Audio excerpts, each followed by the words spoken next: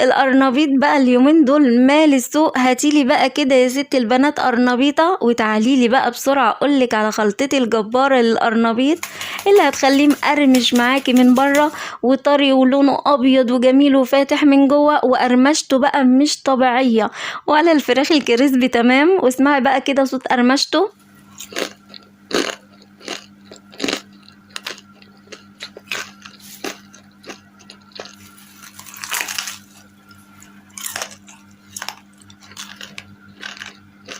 بجد حاجة كده روعة، لا تقوليلي بقى لا لحمة ولا فراخ. وتعالي بقى كمان اقولك ايه هي سر المعلقة اللي هنحطها في طاسة الزيت بتاعتنا اللي هتخلي القرنبيط بتاعنا ما يشربش ولا نقطة زيت واحدة. يعني بعد كده خلاص مش هنخاف نعمل القرنبيط علشان ما يخلص لناش ازازة الزيت بتاعتنا. جبت بقى قرنبيطايه متوسطة الحجم، تقدري طبعا تجيبي الحجم اللي انت عاوزاه، اهم حاجة بس تكون طازة بلون ابيض فاتح علشان تكون طعمها مسكر ما تكونش مسخة. وهنبدأ بقى نقطع الجزء اللي في النص ده بالسكينة، واول ما بنقطعه بنلاقي الوردات بتطلع معانا بكل سهولة زي ما انت شايفة كده. هنفصصها بقى بالراحة، وانا هنا هسيب وردات القرنبيط كبيرة كده زي ما هي علشان بس ما تتهريش معايا في السلق.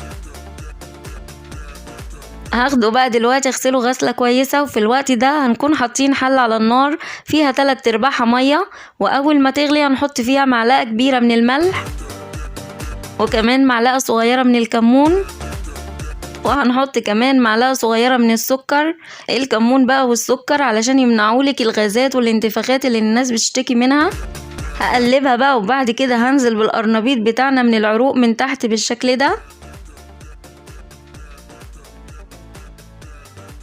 والحاجة بقى اللي هنحطها دلوقتي اللي مش هتخلي اي ريحة قرنبيط في المطبخ بتاعك وكمان هتخليه سبايسي، قرن فلفل حامي هنحطه في المية بالشكل ده. هغطي بقى دلوقتي الحلة بتاعتنا واحسب له من بعد بداية الغليان من 8 ل9 دقايق، ولو الزهرات بتاعتك صغيرة هتبقى من 5 ل6 دقايق بالظبط، مش اكتر من كده لانه طبعا لسه هيتقلي فعلشان ما يتريش مننا.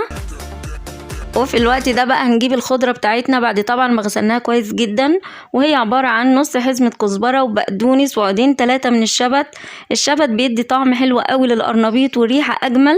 هنقطعهم بقى بالسكينة بالشكل ده، وبعد 9 دقايق هنروح نشوف القرنبيط بتاعنا ونعرف بقى ازاي دلوقتي انه استوى. هناخد واحدة قرنبيطة ونغرس في العنقود بتاعها بالشوكة بالشكل ده. بصوا دخلت بمنتهى السهولة ازاي كده، خلاص هو كده تمام استوى. هنشيله بقى على طول في مصفى ونغسله بمية باردة علشان نوقف عملية التسوية وما يتهريش مننا. وناخده بقى بعد كده بعد ما برد خالص ونقطعه للحجم اللي احنا عاوزينه. وتعالوا بقى نعمل اجمل والذ خلطة للقرنبيط. هنحضر طبقين، واحد غويط والتاني مفرود. هنحط هنا كوباية من الدقيق وهنا كوبايتين من الدقيق، ونفس التتبيلة اللي هنحطها هنا هي التتبيلة اللي هنحطها هنا.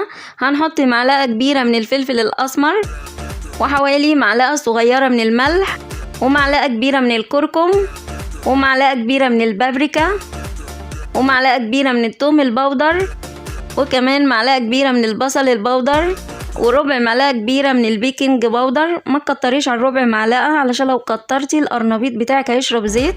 وهنحط كمان 3 معالق كبار من النشا. هنقلبهم بقى كويس جدا، وهحط عليهم بيضة واحدة بس. ليه بقى؟ علشان استطعم طعم القرنبيط مع طعم الخلطة لازم اقلل البيض بتاعي وما نحطش بيض كتير. هي بيضة واحدة بس هتخليلك القرنبيط بتاعك هش وخفيف مش معجن وتقيل. هنضيف بقى دلوقتي على كل المكونات دي كوبايتين من المية الدافية. هنحطهم بالتدريج مع التقليب لغاية ما القوام يظبط معانا. طبعا كل دقيق بيختلف عن التاني، فممكن ياخد مية اكتر من كده وممكن اقل من كده. المهم القوام يبقى بالشكل ده مظبوط. وفي الاخر كده هنزل بالخضرة بتاعتنا واقلب بقى كل الجمال ده كله مع بعضه، وبكده نكون عملنا الخلطة وكمان عملنا الكفر الخارجي بتاعه. هنجيب بقى قطعة من القرنبيط ونغطسها الاول في الخلطة السايلة ونحاول نصفيها من اي خلطة زيادة عليها، وبعدين بنحطها في الدقيق ونغلفها بيه بالشكل ده، وبالراحة بنحركها بايدينا يعني بننزل اي دقيق زيادة. وكمان بنعمل كده تجزيعات زي اللي بنعملها في الفراخ الكريسبي فبتدينا نفس الشكل بالظبط. هنيجي بقى لأهم تكة معانا، ودي تحفة جدا ان شاء الله هتدعيلي عليها. هنجيب معلقة كبيرة من النشا ونحطها في طاسة الزيت بتاعتنا. النشا بقى هيخلي ولا قرنبيطة تشرب معاكي ولا نقطة زيت. وبعد ما الزيت يسخن كويس معانا هنحط فيه القرنبيط بالشكل ده، وبعد كده نخلي النار بتاعتنا عليه وسط، يعني مش بنهديها قوي وكمان مش بنعليها قوي. فالنار الهادية عليه زيادة عن اللزوم هتخليه كده يشرب زيت كتير، وبرده النار العالية قوي هتخليه كده ياخد لون بسرعة وهيكون طري ومش مقرمش ابدا. ونفضل بقى نقلب كده فيه كذا مرة على كل اتجاه شوية، ما تخليهوش ياخد لون من ناحية واحدة مرة واحدة، لا بنفضل نقلب كده فيه كل شوية لحد ما يحمر كويس وتحسوا بقى كده ان هو خلاص بقى كريسبي ومقرمش ومسك نفسه كده.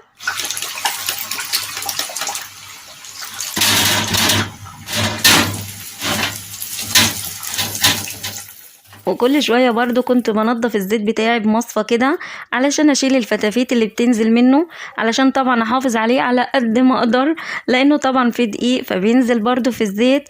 لحد ما خلصت بقى كل الكمية. قولولي بقى كده ايه رأيكم بقى في الجمال ده؟ مش قادرة والله العظيم اوصف لكم قد ايه مقرمش وخفيف وشارب كده من التتبيلة. مقرمش من بره وطري ولونه ابيض وفاتح وجميل من جوه، وقرمشته بقى رهيبة. والتجزيعات اللي عملناها في الكفر بتاعه مخليه شكله ولا الفراخ الكريسبي تمام. واوعدكم بقى انكم مش هتشبعوا من اكله من كتر ما هو خفيف ومش شارب ولا نقطة زيت. واسمعوا بقى كده صوت قرمشته.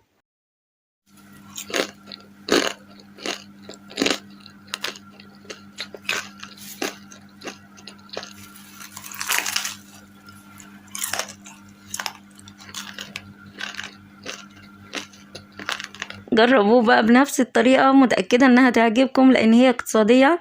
يعني متخيلين كل الكمية دي معمولة ببيضة واحدة بس. وبكده كان فيديو النهاردة، اتمنى تكون عجبتكم الطريقة وتجربوها وتقولوا لي رأيكم. ولو اول مرة تدخلي قناتي اهلا بيكي، اتمنى تنوريني وتشرفيني باشتراكك في القناة وتفعلي زر الجرس عشان يوصلك مني اشعار بكل وصفة جديدة بنزلها. شكرا جدا للمتابعة، والسلام عليكم ورحمة الله وبركاته.